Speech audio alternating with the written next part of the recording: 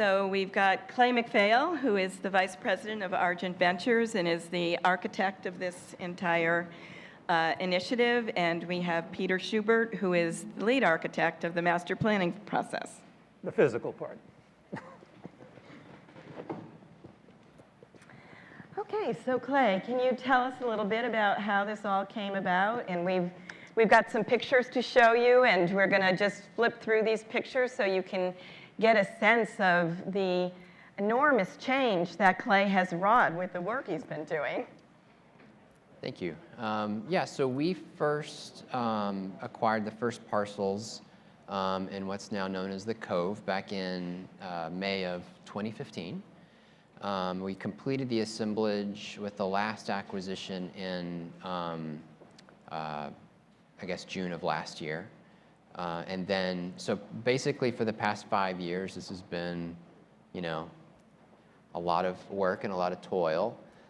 We've had, we went through a pretty comprehensive rezoning back in 2017 with the city and got basically the approvals for the density and the uses that you see today. So I wanted to kind of give you a little bit of history of the site, if we could. So you see here, this is what the site used to look like. This was quite a while ago. I think these are aerial photographs from the 20s and 30s. So our site was basically swamp and marsh. It was all filled in about the 1880s for the railroad infrastructure. The railroad terminal, which is our neighbor over here to the east, was the main terminus for, you know, for basically when you came out of Ellis Island, either you went to New York or you got on a train here to go all points west, Kansas City, Chicago, California, wherever. So most of the immigrants landed here, got on a train, and went west. So our site, as is all of Liberty State Park, was all part of that railroad infrastructure. Over the last 150 years of industrial uses, it had been pretty polluted and impacted, as the whole area had been. So after the railroads left, the site was a series of industrial uses, car crushing operations, and other stuff. That left it with a legacy of some pretty serious contamination. We just got finished in March with the first phase of the remediation. That was about an $11 million dig out. And you can see here the gray is where we have our cap, our lovely gravel. So if you drive by the site, you'll see acres and acres and acres of fresh gray gravel, which is our cap for everything that we've remediated thus far. And yeah, so we, you know, we knew the site had a lot of, you know, had some issues, obviously, with infrastructure, with some contamination, permitting issues, and a whole host of other things, but it had a lot of intangibles, and it had, obviously we have protected views of Lower Manhattan and of all of New York Bay. We're right on the park. We're basically the only site in Jersey City that's, you know, fronts Liberty State Park, which is pretty special. So we thought it was an excellent opportunity to create a unique environment that you don't really get on the East Coast, more of a kind of a West Coast vibe, but, you know, an East Coast location with directly proximate to Lower Manhattan.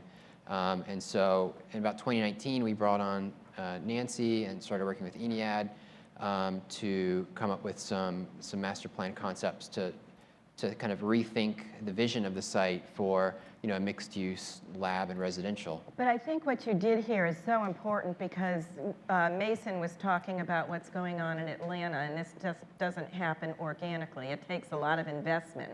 Right, up front to create the environment where something like this can happen. Right. And Argent has actually done that investment, right, by assembling these partnered parcels and cleaning up the brownfield site. Yeah, and it was a pretty big undertaking. I mean, there was a lot of soil removed, and it was pretty complicated given the groundwater issues and everything else we were dealing with. But yeah, we got that cleared up, and then, you know, brought on Ennead, and I think you know, we wanted to make it a special place because being close to the park where the urban grid meets the park, we thought that was gave us a an opportunity to create something a little unique, to bring the park into the city and the city into the park. And so when when we first started talking with Ennead, so let's go crazy with the landscape. Let's have the landscape drive the overall vision here. I mean, whether it's rooftop gardens, things growing up buildings, the inside is out and the outside is in, and try to blend it as much as we could. And I think we've been fairly successful at that. No, it's been a great job so far, in the sense that our office is over in the World Trade Center. When Clay came to me, we were looking at that site daily. And as I look at it now, it's not only a kind of a West Coast vibe. What's really great is right now there's a bunch of Canadian geese out there, so maybe we can get a pipeline up to Canada as well. But no, ultimately, this sort of live, work, play environment in this location is extraordinary. And we'll talk about that all through the day. Oh, so our new bridge, if you drove from the north, you got to go over the New Jersey Avenue Bridge, which is lovely. It really is going to change the site. I mean, when we bought the site, it was literally the dead end. You could not drive any farther south down Jersey Avenue. It just ended into like a gravel mess. There was just nothing.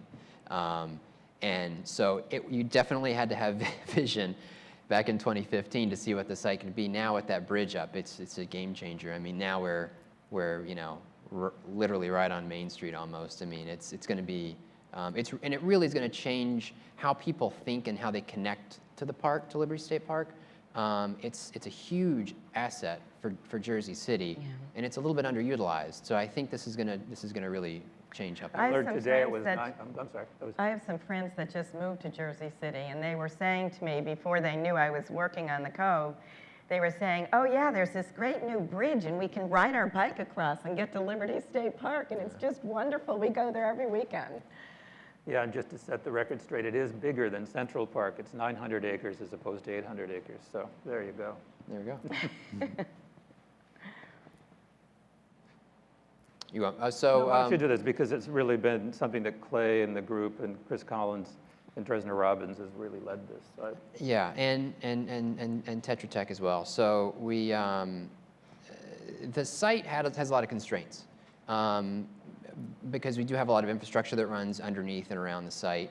You see the site here in Can you go back red. to the previous slide? Thank you. So you see that the squiggly red line that runs from downtown Jersey City down past the Science Center through the site and into the park. That is the main sewer line for Jersey City. It handles basically all of the sewage for downtown Jersey City. It runs basically right underneath the park, or right underneath the site.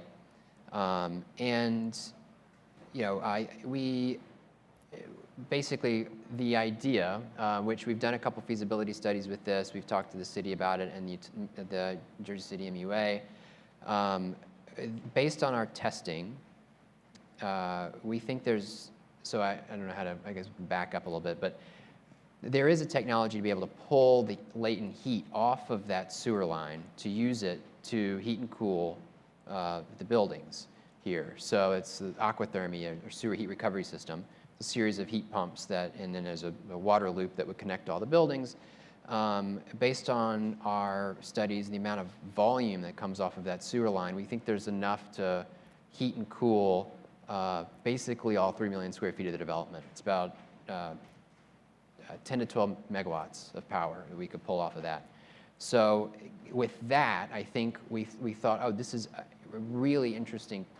This would be the biggest sewer heat recovery system, I think, on the East Coast, maybe not in North America. I think Vancouver's bigger than us, right? A little bit bigger, okay.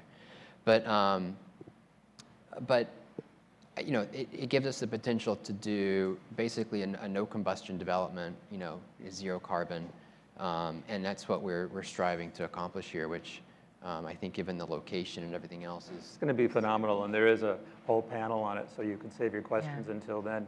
But I think ultimately what's exciting from a planning point of view is that it can support development of this size. But also when you think about it, life science loves to be a part of science. And this is going to be one of the biggest sort of carbon neutral developments on the East Coast. And it really is an incredible narrative in terms of climate change to sort of go through the site conditions and then emerge as a state-of-the-art life science complex.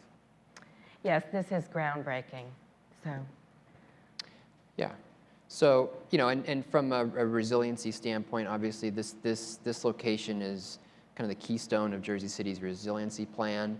There's a lot of floodwaters that came in through the site with Sandy, so part of our overall concept is the park is also essentially a flood berm that protects our site and other neighborhoods downstream from us.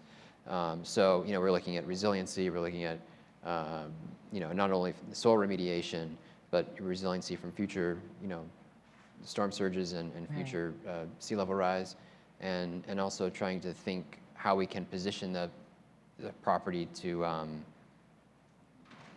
to basically, what's going to set it up for success for the next, long term, next 50 to 100 years. right. And also attracting corporate tenants. This is, it's a key. You look at Microsoft or these other companies that have, net negative carbon requirements for, the next 20 or 30 years, their corporate goals. Right. To be able to, plug into a location like this where you have essentially no carbon footprint, I think is going to be very helpful and add to the success of the project. Next slide. Yeah, I think this is the story you've been getting, that a lot is going on around Jersey City. Right. This is just all the things that are happening around here, both in the park with Liberty Science Center. The Morris Canal neighborhood is booming. There's lots of development going on the other side of the turnpike. And obviously the hospital expansion to the north of us, and a lot of residential to the east. So this is what the site looks like when it's completed, which you can see the vision is very compelling and very exciting as a 21st century innovation community. Next slide. And as Clay said, you can see the green elements brought through the design all the way through the campus. Very walkable. All of the buildings are connected. Next slide.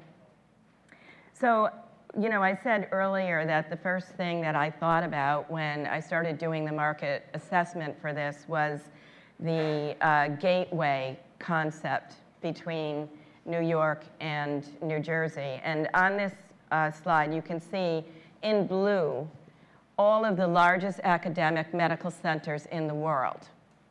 They are located in New York. And in green on the left, you can see all of the largest pharmaceutical companies in the world. And the Cove sits smack dab in the middle of both of those. And so it really is the gateway. And when I realized this, the visual just struck me, and that's, kind of what drove the rest of the analysis to see if this could actually be a successful innovation community. Next slide. So this has been covered, largest workforce in the world. Next slide. These are the clusters that are developing in New York City that Susan Rosenthal referred to earlier. And you can see, Peter and I call this the BioArc. We worked on this map together. Right. And you can see how the BioArc basically connects all of the clusters in Manhattan and then comes down through New Jersey into the rest of the state. So the opportunity really is a global destination, as Jose said earlier, for life science, tech, and healthcare. Next slide. And these are all the transportation networks that connect it. The path, you can be at the World Trade Center in 20 minutes. You can, by ferry, I made it here in 15 minutes this morning. So it's just very accessible. Next slide. And it's really in the heart of the largest life science corridor in the world, which stretches from Boston to North Carolina. And if you get on Amtrak, you can be in any of those communities within a few hours. Next slide. But what's less known is what's happening in Jersey City, and we're going to hear about that in a couple of panels. So NJIT has just, their College of Computing, recently expanded their pilot academic campus, and they concluded a new Institute for Future Technologies partnership with Ben-Gurion University. The mayor mentioned Center Pompidou locating here. Apprentice.io, an artificial intelligence company, just signed a 10-year lease This has all been, during the pandemic and just slightly before. Whole Foods is opening their new Northeast headquarters here. The Hudson County and Liberty Science Center announced the Liberty Science High School, which is a STEM K through 12 school that will be part of Scitec City. 95 Green, which is not too far from here, is being restored for life sciences by Thor Equities. And many other companies. We'll hear from Organon, a pharma company who just located 100,000 square feet here. So there's a lot going on in Jersey City already. It is a developing subcluster. Next slide. You're going to hear about Scitec City, so I'm not going to cover it here. But suffice it to say that, with all of the institutions and colleges, we've got St. Peter's University, we have New Jersey College here, we've got Stevens in Hoboken, and all of the other organizations, some of which you're going to hear from today. Lots of partnerships to be had, lots of connections to be made, and to the broader community as well. And of course, we're going to hear about the incentives in the next panel. But what's very important to focus on is the economic impact this is going to have for the region. A rising tide lifts all boats. There are thousands of jobs that are going to be created, not only in construction, but longer term for the industry, with $3.3 billion in projected capital investment going in. So let's just look at the Cove a little bit. This is the master plan of the Cove, and as you can see, at the centerpiece of it is a sort of Mill Creek Basin, which is this new reclaimed, soon-to-be sort of marsh-like park. I always think of developments as having two sort of signatures. One is the skyline, and this particular development will have two beautiful sort of residential buildings on the skyline, but it really also benefits greatly from having a really beautiful pedestrian space all around that basin and all around the North Street, which is Etna. Next slide, please. So this gives you just an idea, again, looking at that from an aerial point of view. Again, the basin, Michael van Valkenburg's firm did it. They've done a number of parks in the New York area, particularly over in Brooklyn, and it's going to be a super exciting part of it, and it is an extension of Liberty. Next slide. Basically, we've got about 1.6 million of residential and 1.6 million of what we're going to call life science. In the middle, the smaller building of it, just to the left of the word mill, is going to be kind of an academic building that is also going to be a lab, forthcoming, and we're going to talk about that later. Next slide. But ultimately, I think all the panels today are going to be talking about the importance of 15-minute walking communities, live, work, play environments, blurring the edges between sort of residential and work and culture and play and outside. So I think that this is going to be all wrapped up in this sort of potential for carbon neutral. This is going to be basically a leadership in all of the communities, and particularly in the Northeast.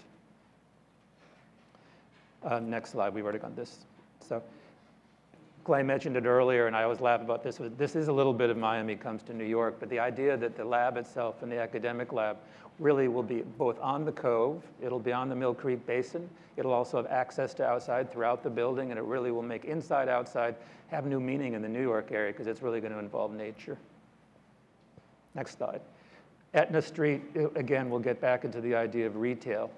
Retail at the ground floor, blurring the edges between all the program types. That's the essence of a 24/7 community.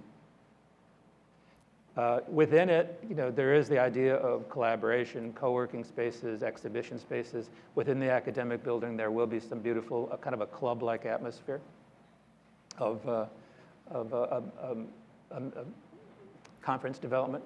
The labs themselves will enjoy incredible views, particularly of the New York Basin and harbor. And ultimately, again, we come back to this potential of really marking its place as a true gateway between New Jersey and New York. And really, what's great about being here today is this, I am now looking at the views, of this development and from the development. Mm-hmm. So it's great. Yeah.